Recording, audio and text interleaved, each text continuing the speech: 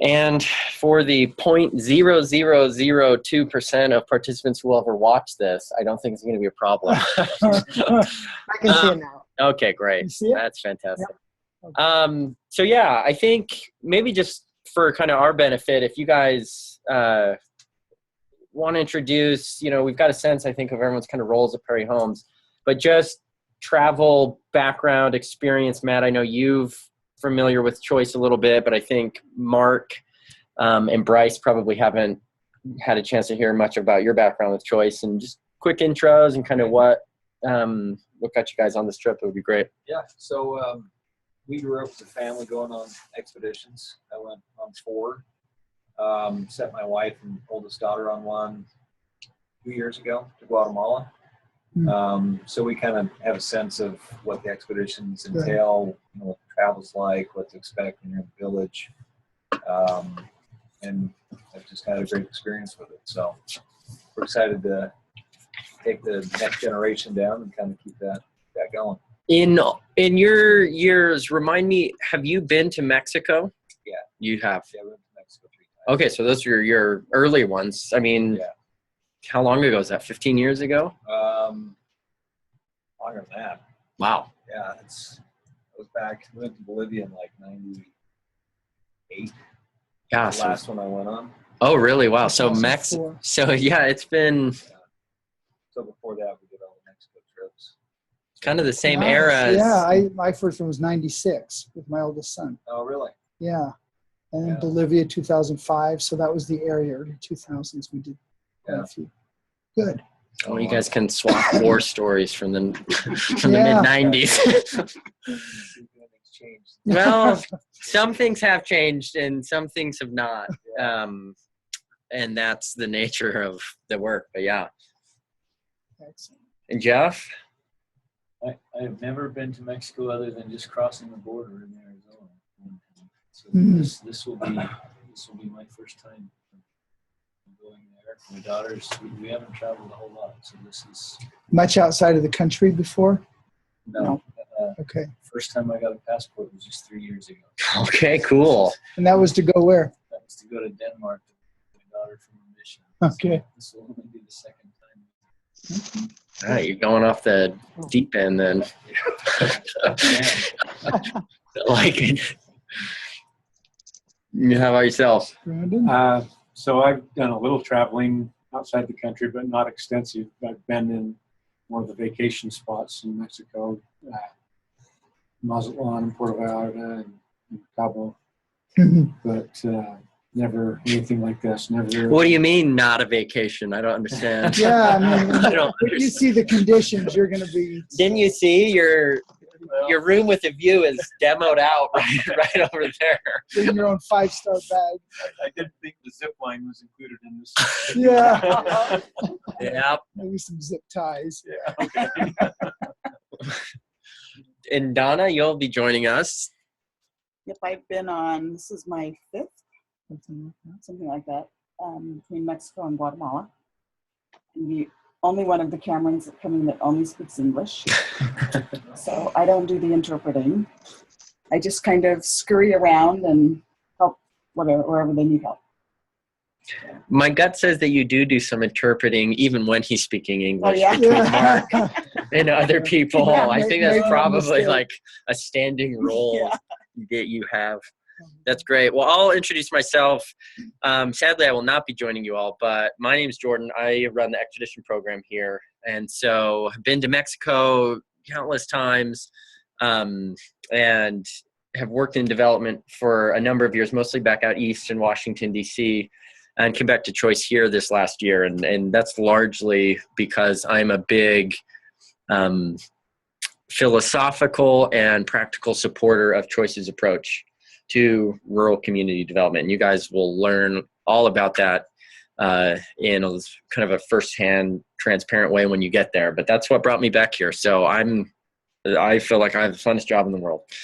So that's my background. And maybe before kind of Mark and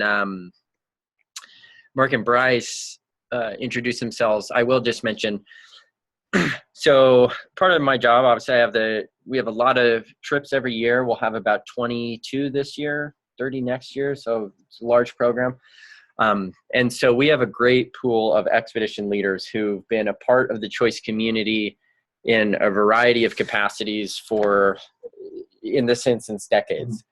And so one of the benefits, at least of my job, is I get to spend a lot of great time with great folks and get a sense for people's natural talents and fits and countries and needs. And Juan and the in-country team have a deep and long relationship with the Cameron family. As you know, they've been going for same history, as your family.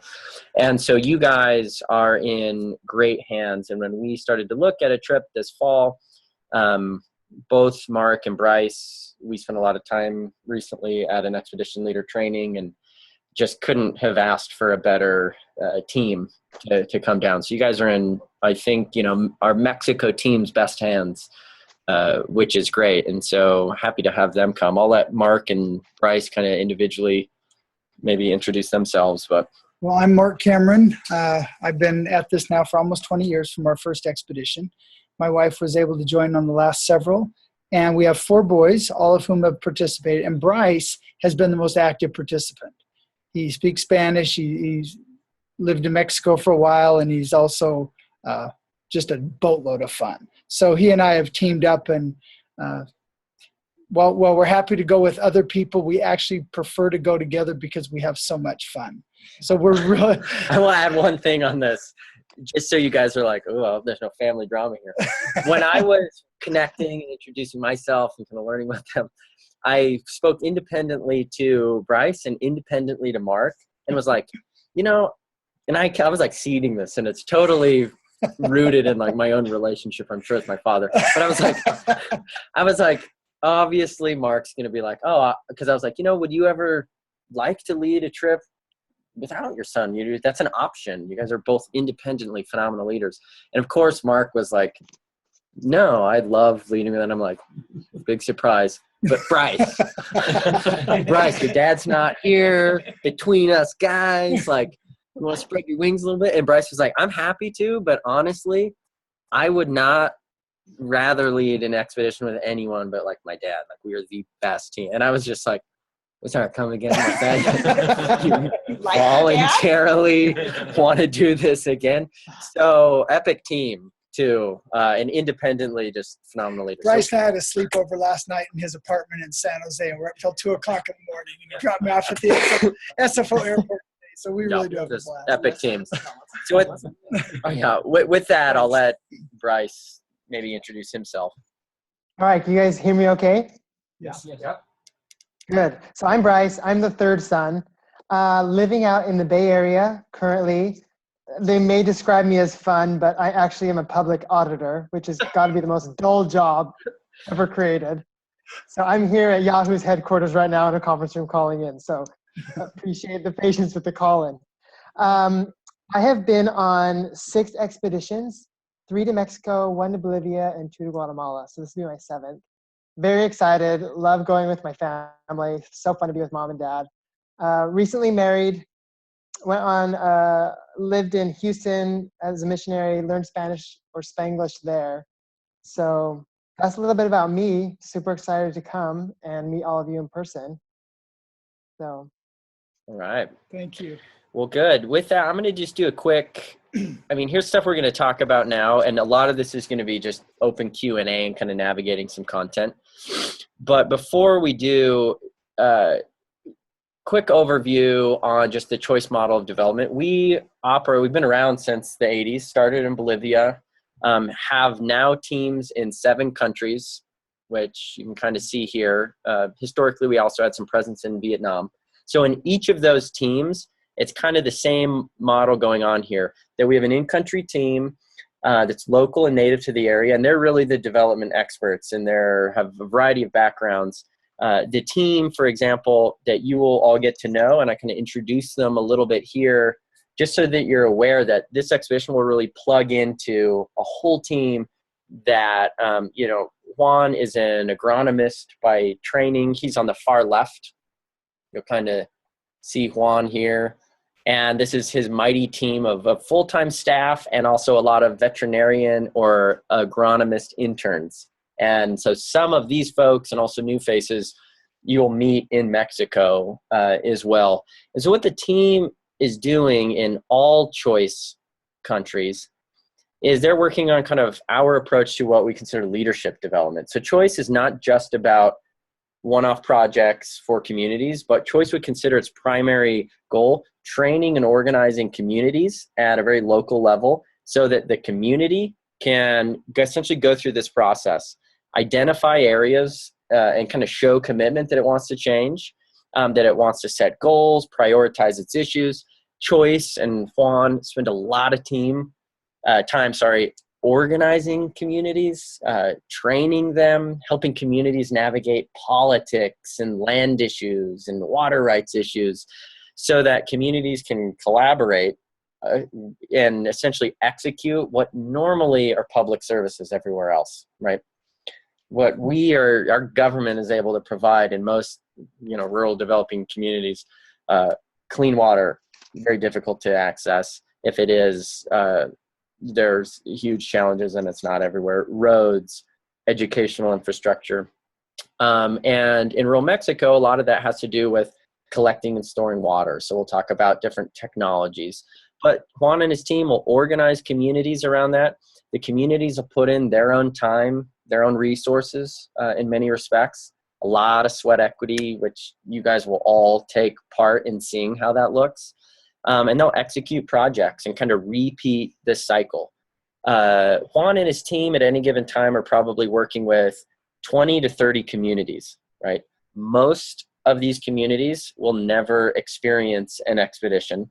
Some communities will experience one or multiple expeditions if it's kind of the right type of project, but most won't. So expeditions are kind of rare in that they plug in to this phase up here very infrequently, right? In any given country, it's between 2 and 5 trips a year. So most communities are working with our teams without ever having an expectation that an expedition will come in. But expeditions for choice play a huge role in the sustainability of the organization and in kind of catalyzing development in communities. And for you who've been, or Mark, you guys know that for the communities that do have an expedition, who put in the work for that, it's a huge collaboration, celebration. It's incentivizing, it's catalyzing, it triggers. For us, it's a huge cultural exchange, but for communities as well, it's an intercultural exchange. To spend, a week with you all and your kids is pretty unique. And so for the year's choices, really realize it. Transparently and appropriately plugging support in the right way can be very powerful for both sides. And so that's where expeditions fit in. And I'm just going to make a note for those, you both, first time you've traveled, sometimes in some instances abroad, and certainly this type, and I was joking about this idea that it's not, your average vacation. And it isn't. Right now, I throw out just this concept that becoming very aware of our expectations around this type of trip, that there's a bunch of stuff we do know and that we can control, and the orientations about that, the prep leading up to this. And Mark and Bryce on a daily basis will be briefing the team on what we know, right? And everything here on the left is a bunch of stuff that either we know or that you are all with your kids going to start sensing into. Like, some of the things I'd throw out to consider with your kids for sure are, this is a rare, this day and age, chance to get off the map, unplug, and to go with your kids is probably one of the funnest experiences. And so even starting to talk about their kind of thoughts going into it and your own goals going into it is really helpful, because all this stuff on the right is stuff that we can prepare for, we can help you navigate, but we just can't plan on, right? And so that means, we might be longer in a bus than we plan. We might not get near as far on a certain project one day as we'd hoped, but it means all these unknown factors usually or what create this experience to be so much more rewarding than, some other travel we might go on. And that includes all the things that just come up: time with people, important conversations with your kids, connections with someone over walking, for an hour to their farm. There's all these funny things that really develop. And so, the Camerons and Juan and our team are going to create space for those, but it's ultimately up to kind of just the group collectively to navigate that. And so revisiting this concept is something that I think you'll do quite a bit. So with that, I think I'll turn it over to Mark to just orient itinerary wise, kind of where we're going. And or maybe this is Bryce. Was this Bryce you hopping in here? Yeah, I'll hop in here. I'll talk about the itinerary. So basically, we're all going to fly into Leon. And you've got the schedule there too. Perfect. So this is just a quick Saturday to Saturday week, and it'll go by pretty fast. So up here, we're going to fly into Leon on Saturday. Saturday, you fly in before 2. We'll all be picked up from the airport. Mark or I will be there. You'll be able to spend, from the airport, we'll head into Guanajuato where we'll be staying that evening. All right. You'll be able to have some time to explore depending on when you arrive. It's a wonderful place. Google it, look at the pictures. It's a quaint little colonial town. It's wonderful. We'll gather for dinner and we'll have a welcoming orientation all together with the whole group. And Sunday morning, we'll get up and head in, have breakfast at the hotel, then head into Irapuato, which is about a 45-minute drive. Irapuato is where the Choice Center is, and there we'll meet the Choice team, the in-country team. They'll teach us a little bit about what they do there, the Choice model, how they do their things, and we'll have lunch there together. From there, we will drive, a 3-hour drive, looks like, to the village. La Mesa de Chosto is the village we'll be going to. So we'll get there Sunday afternoon-ish, and usually when we arrive, the village is there with a very warm welcome. The kids are lining the streets. It's different in each village, but they're looking forward to our arrival. And so we'll be there and celebrate with them and have dinner there in the village. The food, we'll discuss a little bit more in a bit, but it's all provided by the Choice in-country staff, and it's great. Once we're in the village, Monday through Thursday, which is Thanksgiving on Thursday, we'll be working. We'll talk more about what it is, day in life in the village in a little bit. But after 4 days in the village, Friday morning, we'll have breakfast, and then we'll head back out.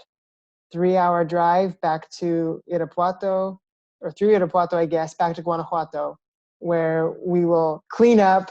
You'll have a nicest shower you've had in a really long time. And then we'll gather together, have our farewell dinner, debrief on what we've learned and what we've experienced. And then Saturday, you fly out at your convenience at whatever time you want. Yeah, and do you guys have, just out of curiosity, flights booked yet? I talked to them today. Okay. We're still waiting on some of the visas to come through. Just final names on. Okay, great. Passports and birth dates. You're arriving late, leaving early Saturday, late Saturday? The flight out was at like 2:00. Oh, that's a perfect time. Perfect. Yeah, Guanajuato is a real Have you been there? Yeah. You probably so you have been arrive around 2:00. Well, They leave. When we come in, we arrive before the 2:00 deadline. there sometime in the Got it. morning. Yeah. Okay. Got And it. then when we fly out Saturday, I think our flight leaves about 2. Great. Got it. Okay. That'll give you guys a lot of, because that's a really fun town It's cool. and very easy and safe to do with kids and Go see the museum. Yep. Yeah. that's great. Okay, Mark. So in the village, there's a number of projects we'll be working on. Water cisterns is usually one of the big ones. These are water catchment systems for the rainy season. They capture the water off the roofs and funnel into these cisterns. And they're made up of chicken wire and some rebar and cement and plastic wrapped. And so we'll be working on various components of that project typically. And it depends. Sometimes we have 15 or 20 of them going on. It just depends on what's going on and where we land in the village where they are on the project. We also are working on some ovens and some stoves. And you probably all know this already, but one of the serious problems in these rural villages is that they cook over open fires in their homes. So they have really tremendous respiratory ailments. And so these simple little stoves help them cook their rice, tortillas, beans, and then get the smoke out of the house. And it really is a huge boost to their health and their longevity. So those are some of the projects. Other things may crop up. Sometimes you're working on chicken coops or working on little projects, whatever they need. But there'll be some primary projects we'll be working on. And the goal here is for everybody to participate at the level at which they're convenient, or they're comfortable, rather. We're not going to go solve poverty in the 4 days we're there. So if you've got a daughter who's younger and wants to do a little more playing, that's part of her experience. That's what we want her to do.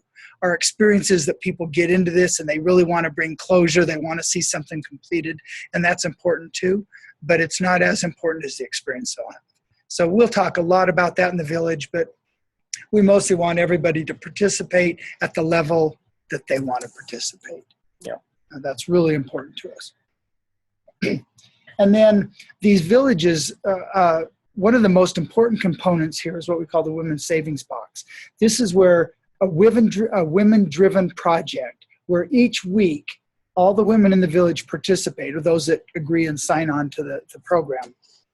And they contribute some level of monetary contribution every week. And this is women-driven, women-controlled, and then they can borrow from it for microenterprises or things that are helpful for them. But it really empowers the women. This just can't be understated. It puts the women in charge of money. It puts the women in charge of projects. It gives them power. It gives them legitimacy, something in our culture we don't think about because everybody has it. But here it's really, really impactful. And they help drive the projects. And I don't know, did they help fund them or anything? Yeah, well, so Choice, what you'll see is you'll be working on cisterns and stoves associated with individual homes, right? So naturally there's the question of like, okay, how are some homes selected versus others? How does Choice mediate that or navigate that? Choice, so it's worked in this particular community for about 6 months, will never invest in individual home infrastructure unless it's through a organized women's savings box group. And this is actually a program from Choice Mexico. So in all the communities that Choice is working on that have this type of infrastructure projects around like water, stoves, and ovens, first, long before they'll ever do it, they'll organize and set up a women's savings box. And they'll get that running. And then the women themselves are the ones who are collectively deciding, well, in what priority are these getting done? And that's why sometimes over 18 months to 24 months, phases will go in, because first it's this, and then it's this group of houses, and then it's this group of houses. And so an expedition might plug in and accelerate a lot of that. And it actually does. It'll speed up what they would have funded with Choice support and their sweat equity. They typically are in charge of funding basic materials around kind of sand and sifting and things like that. But it will take like 9 months, and a normal expedition might accelerate all that down to about 3 months. So for the communities that have it, it definitely speeds it up. But this is something you'll learn a lot more about. And to Mark's point, the benefit of working through the community is that we will get as far and as fast as we can. But if we leave, we know that, you know what, there's a team and they're going to finish it, and the community owns it, right? It's their project and their work. You very seldom see a beginning and an end on the same trip. Yep. Yeah, because they just take longer than the first. Is you, Bryce? Yeah, let me take a moment to talk a little bit about what the village life is like for us when we arrive. So, like I mentioned before, all our food, our 3 meals a day, will be provided and cooked by the Choice in-country staff. They do an excellent job. The food is really, really good. And we always have a great time enjoying a little bit of mix of what they normally eat there, the traditional foods, mixed with a little bit of stuff that we're used to from the United States. So it's pretty good food. It's very comfortable. If you have any eating or I don't know, nutritional limitations or diet restrictions, let us know. And that's always it can be accommodated just fine. So eating is wonderful. You'll need it. We expend a lot of energy. So the meals are always really, really good. One thing I would just add on the eating, you guys are all bringing your kids. You know your kids way better than we will. The food's great, but we can't ever guarantee your kids are going to love it. So having a couple like staple go-to, if that's a certain type of granola bar, protein bar, just if you notice your kids are struggling to eat something, bring in a few of, I don't know, pretzels or just kind of grabby snacks that, my beef jerky is a really good one. I think that goes a long way. So. Yeah, good point, Jordan.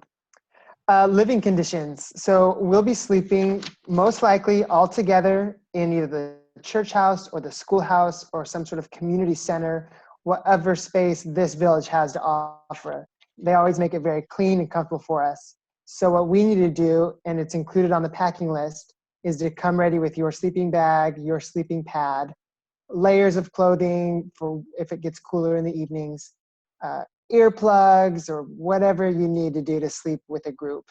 We're all together. There's personal space when you need it to change and things like that usually.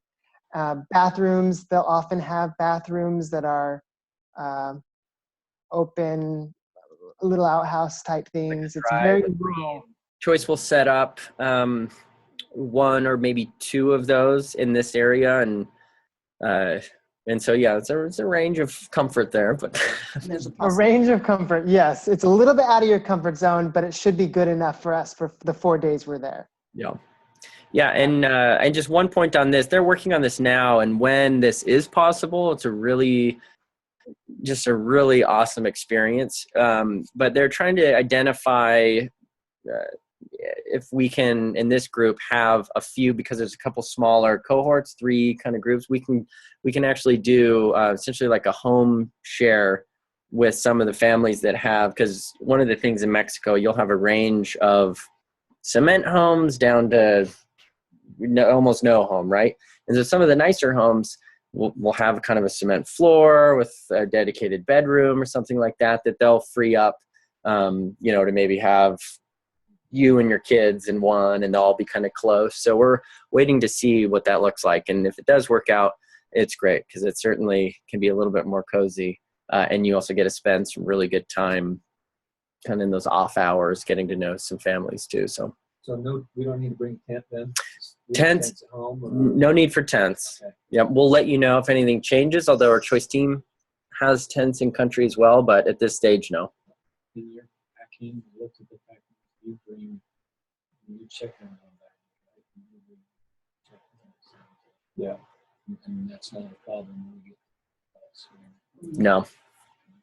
No. I don't know if we need to try and just do everything on a carry-on. No, and at the end, we'll kind of talk a little bit about packing, but no, there will not be a period where you need to carry your equipment any further than you would just normally traveling. So Insect nets? no, unless no, we won't. We'll be at a little bit higher altitude. Cooler. It'll actually be cooler. So. Any other questions about eating or living in the village? And one thing you guys will do when you get settled into is first night there, Sunday night, you'll get settled in, everyone's going to group, and that's always kind of a chaotic time of assigning spaces and tightening up a few things. But once you get set up as a group, you'll kind of talk through, okay, toilets, how does this work? What are we going to do? Sleeping, what's our rules? When everyone has a little more context there. Mm-hmm.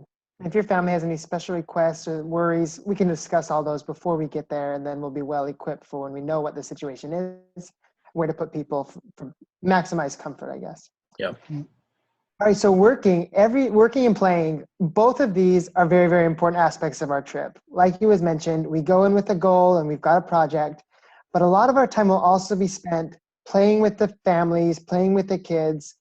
A lot of times girls are doing hair together, they're painting fingernails with the little girls, and it's just a really, really good time. And that's all those are both objectives of our trip. Each morning we'll have breakfast, we'll chat, we'll mobilize, we'll break into groups, we'll figure out where everyone's going to go for the day. We'll go out and we'll work. You've got your gloves and you're just ready to go. We'll gather back together at lunchtime. We'll all be hungry. We're ready. We still have energy. And we go back out for the afternoon. Oftentimes, the schedule works pretty well in the morning. And by the afternoon, everyone just starts, maybe the villagers initiate a little bit more of a relaxed environment. People start hanging out more, playing more, and that's all okay. We sort of work with the villagers' schedule, and we're just there to assist and to help and to receive direction from them. So we'll do that for the 4 days we're there, Monday through Thursday. Work, breakfast, work, lunch, work, play, dinner, hang out. One thing just to know, we'll kind of talk about in the packing in a minute, but bringing things that facilitate games and interaction, particularly with your kids, will be very, very just fun and helpful. So that looks like soccer balls, footballs, frisbees, jump ropes, nail polish, bubbles. And as we wrap up, we'll talk about kind of the rules around those and gifting and not gifting, kind of how to manage those. But photos from home, things like that are great to just plan on your kids having. And then we can leave them with the school towards the end.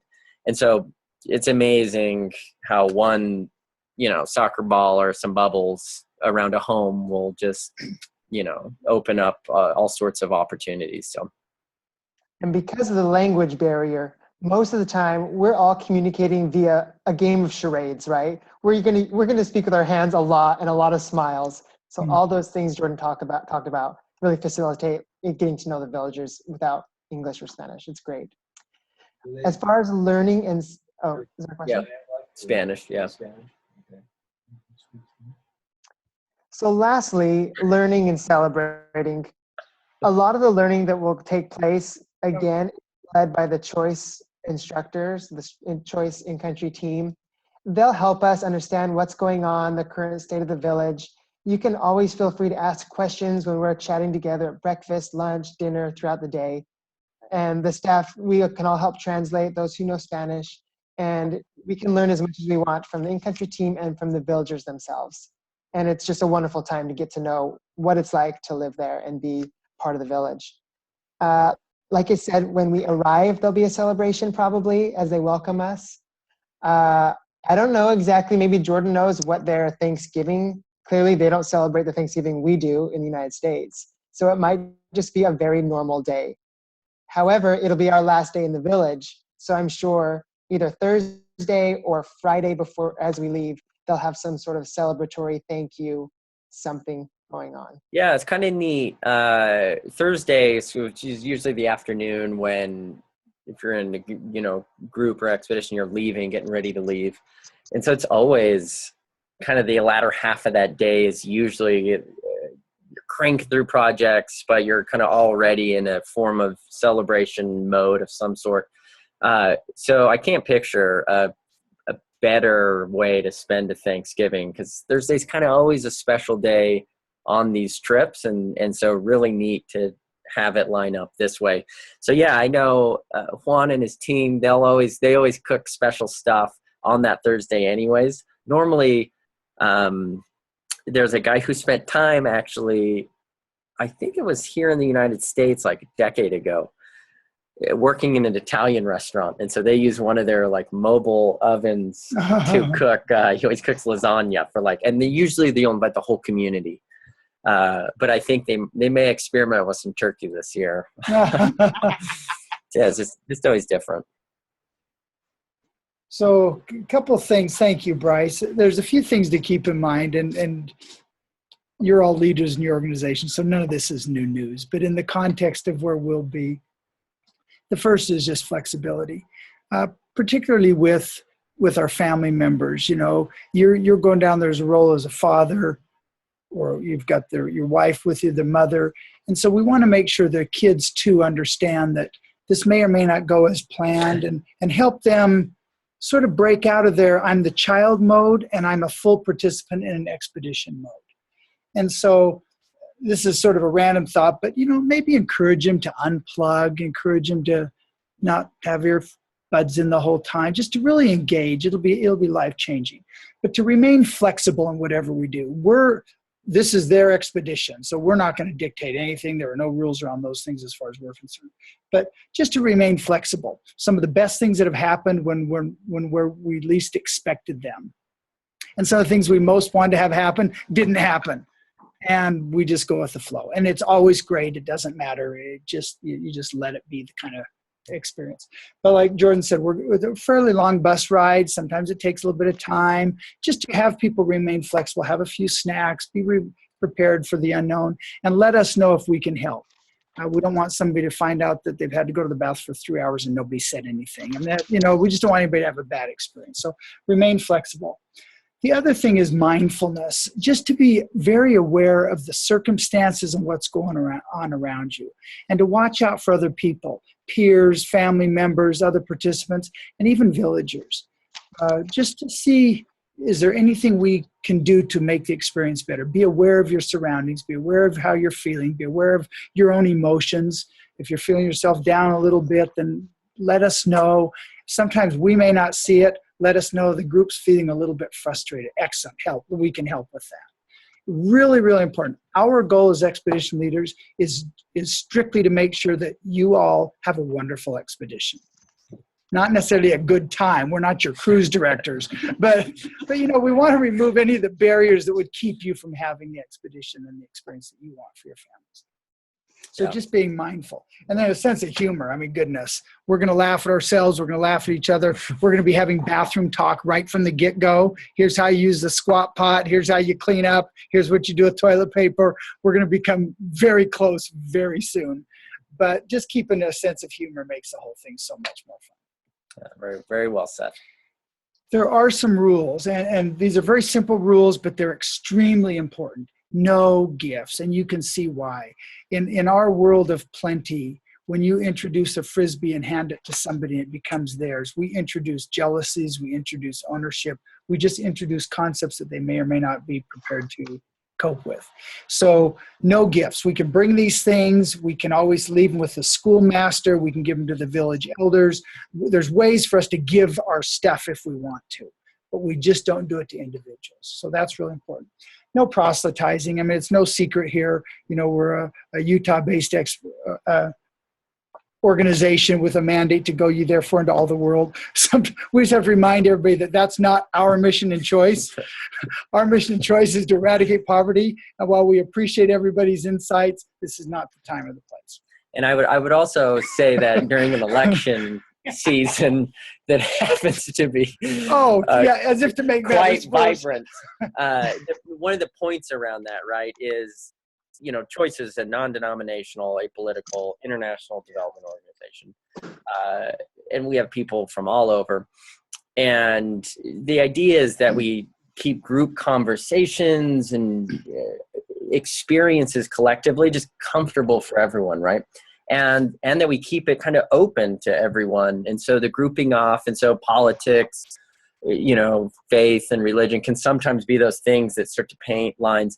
I don't think with this group, that will be a challenge. It's never, rarely a challenge. And that's why Choice is, very adamant about that. But yeah. Yeah, and I would say it's not to say we can't have those conversations and that there's no place for them amongst ourselves or amongst each other, but just the awareness. And usually everybody's really, really good about it, but the awareness that not everybody shares the same views, the same background, the same philosophies, whatever. So that's an important one.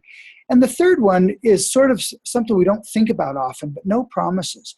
It is not atypical for us to get down there and feel this profound connection in the village with these people who have so little and who have maybe expressed a desire to come to the States and a desire to do something, or we think, they could use this, we could send it to them. And just keep yourself from making promises. We don't want to create a mentality where we are somehow providers beyond this expedition, and we don't want to create promises that can create broken dreams. So it usually doesn't happen. It's never an issue, but going into it aware just keeps it from ever becoming an issue. And probably the most common one that comes up is like, we'll take photos and share them, and that's really simple fun thing, for kids. right? But it's like, oh, can you send the photo to Juan to get back, and even simple things like that. Almost all of these rules have to do with the fact that Choice and the in-country team have built really strong relationships with the community, with a very equal level of shared responsibility for the project. There's no handouts. There's no dependence on one another. And so we don't want to compromise that kind of integrity of the community, and also just the relationship they've built with the team, and promises we don't want to leave the team high and dry in any way with things that, we can't keep up. So with that, we're kind of just down to packing, logistics. You guys have this information, but threw it up here and we can kind of review it just to see if it jogs any questions that you might have. Mark was laughing. It is because I had it in my car. Yeah, I brought out my staple of stuff here. So on the way out, people can bring any type of bag. I like this waterproof duffel. Sometimes you might think you might need like a backpacker's backpack, but duffels are really good because you're going to be living out of it kind of for 4 or 5 days. Easy to get in and out of, and you don't have to worry about hauling it. We'll move a lot too, so your wheeled luggage can sometimes just the wheels get broken. It's not that we can't have it. It can just be, if we are staying at a home where we might have to carry it, 5, 10 minutes. Truck, bags just kind of packed neater. They can just fare a little bit less. So I like to use a duffel bag. You'll want to bring a camping mat or a small like twin air mattress or something like that. Again, we might not fully need the mat portion if we end up, there will be cots if we are kind of in a bigger space, but it's still nice insulation wise to have that. And I would bring a warmer sleeping bag. It gets cooler at night. We're low 40s to kind of 70s in the day, so there's a range. So I would plan on the warmer side of sleeping bags. I would plan on layers. So that means mornings and evenings. The minute the sun's kind of going down, you're getting, a fleece is going on, and then maybe even a down jacket. Or a kind of a parka, something a little bit warmer, and a beanie. And hopefully you don't need it. But the weather in central Mexico can flux just like Utah, right? Yesterday was right 7 to 80 degrees, and all of a sudden it was raining and frigid. So it's kind of like that in that sense. There's nothing wrong with wearing the same outfit. Yes. Multiple days. Yeah, in fact, they're going to get dirty every day. Donna's right. There's no real restriction on what you can bring. You'll check your luggage, but you want to just be cautious about not overpacking. Sometimes you think I need 5 outfits for the village, 1 for every day, and you get up in the morning and say, I'm just going to put these pants on again because at the end of the week I'm probably going to toss them. So you find yourself needing a little bit less than you thought, but you definitely want to have clean clothes for back in the village and bring big Ziplocs, put your dirty clothes in, Ziploc them shut. You don't have to deal with them again until you get back to the States. So just wet wipes. There's probably other things you'll go over here, but wet wipes are really, really important. We get 2 different kinds. We get the big package of wet wipes, so at night we can shower down, the wet wipe shower, and then little individual packets that when you go to the bathroom, you can just have a couple in your pocket and clean up after and whatnot. So just those are the little things we found that are really helpful. Yeah, that's great. And I think he's spot on with the clothing. I work in almost the same pair of clothes every day. And then at night, I almost wear, the minute we're done working, I almost change into the same like clean pair of jeans and something a little warmer.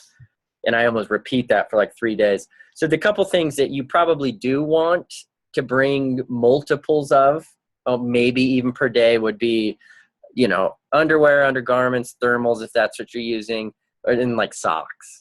Like those are the things I'm always like, I could always use like another pair of socks. And those are easy to pack. Jeans, 1 or 2 good pairs of work pants, and, a nice outfit to fly home in or to change into when you get back into the city is kind of nice. And then, yeah, you'll kind of look at the list here, and you don't need really a rain jacket. I just like the little like dollar plastic poncho that you like put over a jacket. It's easy, way less space. We'll supply water. Yeah, we'll have water. I do recommend like water bottles, and bringing those. It's just easier to fill up. You're always getting them at lunch, and then you can take it out with you. And packing wise, if you are bringing a bag, you can kind of check in. That's totally fine. There's no limit to what you want to bring there. Having a backpack is kind of nice when you're in community, just because most of the areas, we won't all be working, on a schoolhouse in this space that's right next to where we're staying. Sometimes that's the case. In this instance, we'll be heading out to individual kind of home areas, and some of those will be 10, 15 hour long walk to get out there. So it's like, oh shoot, once we're out here, it'd be nice to have sunscreen, it'd be nice to have a jacket, it'd be nice to have some snacks, sunglasses. Yep. And so just a little backpack for everyone is kind of nice during the day. Recommend any type of water purification instruments, or do we have? No. Yeah, I yeah. On the day expedition, you go out and run out of water and you purify something. Yeah, I mean, you could for that. Even in those instances, if we're sending a group out to a further area, usually in a truck, if that's what they're going out in, we'll send them out with like a gallon for that truck to kind of have for the. Sometimes a Camelback too, where you can get whatever it is, 100 milliliters, or whatever it is in your backpack. I mean, if you have one and you're like, well, I could just bring it. It wouldn't hurt by any means, but we don't have to rely on them. The team will always kind of make sure there's what we need. But I mean, pack for camping, let me just talk a minute about, so passports, sounds like we're working on those. Entrance visas are not an issue. It'll be handled at the airport. Taxes are almost likely rolled in already to your tickets. They're probably just part of the tickets and fees, which is happening more and more. So vaccinations and immunizations, I would recommend going to a travel clinic. There's one at the University of Utah. There's one at Salt Lake County. It could also just be your doctor, but travel clinics are a lot more knowledgeable about specific areas. They can also give sometimes vaccines and things that a normal doctor's office might not have just in stock. Most doctor's offices do not have time. Yeah, They'll for have example. MMR, DVT, and have A&B, but they will not have. And I just got mine. yeah, and so there's nothing. No. There's nothing required for a visa entrance, right? Like Bolivia, you need yellow fever, etc. None of the, and there's no yellow fever risk. Zika risk is not a primary concern, in part because of altitude and also just where we're at, also not a concern. And I think with our group, we're fine. But these are ones, you'll see them listed up here. These are generally recommended as good international travel vaccines. Most kids will have Hep A and B.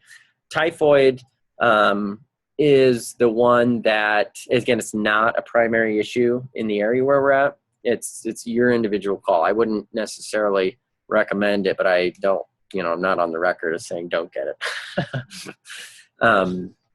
So that's why we encourage people to go to a travel clinic. One of the other benefits of going to a travel clinic is they will be able to prescribe to you a few things that are helpful regardless of where you're going. One would be a general antibiotic, and that can either be something called azithromycin, which is called like a Z-Pack. It's a general antibiotic that's 3 days to 5 days and very effective. So it's a broad spectrum one, and that's like a great thing to have for the cold, fever, flu, achy stuff that might settle in. Or another one's called Cipro. which is an antibiotic that's more localized for diarrhea. And it doesn't mean those are the go-to things that you take, but if you're working through Pepto-Bismol and if your Imodium's not working and you're going up the line, then having those is recommended. The leaders will have, and that we actually may have an EMT volunteer as part of this trip. Some trips have them, some trips don't. In the absence of having one, they'll have supplies, but we still encourage people to come prepared with, your family's best, and so your own personal kind of arsenal of your go-to stuff for stomach aches, colds, your Dayquil, NyQuil type stuff. If you go to the travel clinic, if you all go at the same time, the office visit charge is reduced for the second, third, fourth, whatever. So if you're going to go there, If one person goes, they're probably fine unless you need a bunch of shots. Yep. So otherwise, I guess another topic that comes up is money and currency. And here, because it's Mexico, it is a little bit easier to get some before you go. You can go into Zion's Bank and get some, to be honest. That said, it's typically most efficient right in the airport, right out of the ATM. And so I always recommend people, travel with a couple $100 in cash tucked away as kind of a backup. You probably aren't going to need US dollars cash, and 2 different credit cards, likely separated. So one in one spot and one kind of tucked away in your luggage. So in case one happens to the other, you've got a backup that are not connected to the same account. And then you just draw some, probably, because we'll be going to Guanajuato first, which is, Saturday, you'll have time to kind of shop and eat snacks, and you'll want to try a little bit of, the sights and sounds of the town for sure. You might want, $300, $400 just to have in pesos. And probably same amount when you get back. Other than that, you won't need money. So that's really your time in Guanajuato, just shopping, souvenirs, things like that. You guys keep a copy of the passports, right? Yeah, we have copies of passports. You should generally just travel with one anyways. It's helpful, but so yeah. It's security type stuff when we get there. Money, passports, that sort of thing. What would you recommend we do to secure those items? Yeah, so in the hotel, if there's a lockable safe, things like that, keep it in there. It's really not helpful to travel or walking around. The only place we will encounter any security issues will be in like Guanajuato or any primary city. Guanajuato, that said, it's very safe. It's kind of a very comfortable college, university, art community town. Very, very safe. But that said, I wouldn't walk around with your passport, things like that. And there's typically locks and safes in the room, or you leave them with the hotel. At least your passport, not cash. And then just traveling wise, I keep a pouch or a fanny pack. Big fan of it. I got a couple dads here, so I know you guys get it. But I love using a fanny pack right up front.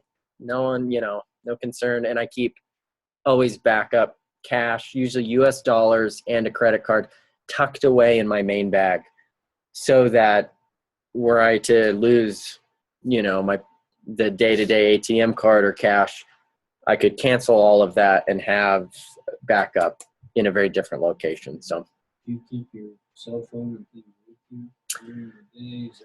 yeah, When you go out? so there will be places to charge them in the hotels. Electricity and voltage will be compliant, same plugs.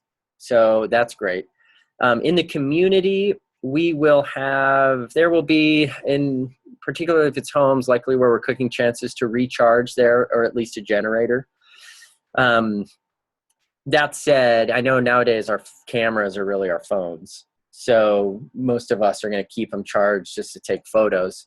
And so in that instance, you'll certainly want to do that. But yeah, I'm kind of in the camp of I shut that off and I'm kind of out. But it is cameras, things like that. So I don't know. Do anyone like taking photos or? You know, one of the things we found, we just got back from Tanzania, but we found that some people had those little charge packs that Yeah, they'll those are great. charge the phone up to 3 or 4 times. And I had a little solar panel I never used, but mostly you shut it off and your battery will last a couple of days, and it's not that Yeah. big a deal. Yeah, those charge packs, I've seen some that handle, 10 days of multiple people charging. So those are great. You know, one of those for your family would give you all Yeah, you and need. you'd be fine. I thought I had shut mine off when we got to Tanzania. It was in airplane mode, but it wasn't shut off. It'll When I last. turned it back on a week later, it still had 30% battery. Yeah. And then in the village, it's pretty secure. You can tuck your stuff in the bottom of your bag and Nobody messes with it. lock it up in the Yeah, place. really, really safe in the community. If anything, we typically will make sure our belongings are locked in a space. If anything, and we do that so that when we lose our things, we don't think someone stole them because it's always us, misplacing Right, something right. here or there. So very safe in the community. And just generally for your friends or family and spouses or parents and grandparents, there's always a lot of concern just around Mexico in general. This is a very different face of Mexico that we're going to. This is not an area that is dealing with or plagued by drug trafficking. This is not a tourist area.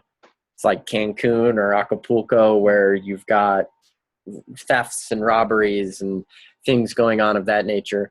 This is a very laid back country. It's almost going to feel like you're out in the country, like you're in Wyoming or something. Cowboy hats and boots will be aplenty, and it's just gorgeous and rural and safe, like very, very safe. So, that's one thing I can definitely, promise to you guys. And Juan and our team, they never work in or certainly don't include expeditions to areas that have any security concerns. So Let me ask on cameras. My daughters have these goofy little photo cameras.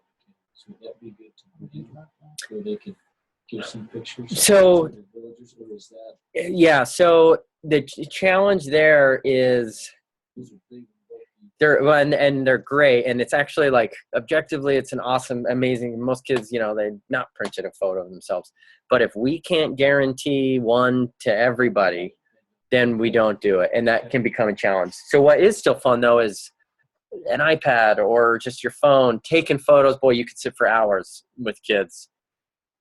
And increasingly cell phones and versions of smartphones have proliferated and are definitely available. And that's one of the, the fascinating dynamics of our time. So people have phones and generally be familiar with it, but that's the way I would go. We had a fellow one time bring down a whole little printing system, and he took pictures of every family in the village, and that became his mission. It was really cool. That's way beyond my skill set and my deal. So, you're welcome to take it on, but. And, no matter how many Tootsie Rolls we bring and how many times we've counted the kids, there's always going to be some kid somewhere that didn't get one. And that's the scenario we want to avoid. Well, yeah, I mean, I think, you guys don't have any questions. I'm excited. This is a great group, and Matt, I'm happy that you guys and Prairie Homes are making it happen. You couldn't be in better hands. And I know Jeff Reynolds and Candace, they're excited to come, and they've got 3 kids. Sounds like same ages, I think 10 to 16. Oh, how fun. So you guys are going to have how fun. a pretty good group of kids, and that's just going to be fun. Nice. Excited about it. Yeah, and I will be in Peru the next 3 weeks. So if possible, I know Matt, it sounds like you might have some paperwork. Yeah. I do. You're fine. I need to borrow my back, Jordan, to get my. Okay, Bryce, we're going to close this out. Really bad, but Okay, perfect. Thank Guys, you. thanks. Look forward to meeting you all soon. Okay, All right, take thanks a care. lot. We'll see ya. Price. Thank you guys. Bye. I'm And gonna on, pack it out in my car, Brandon. okay, and on my applications, one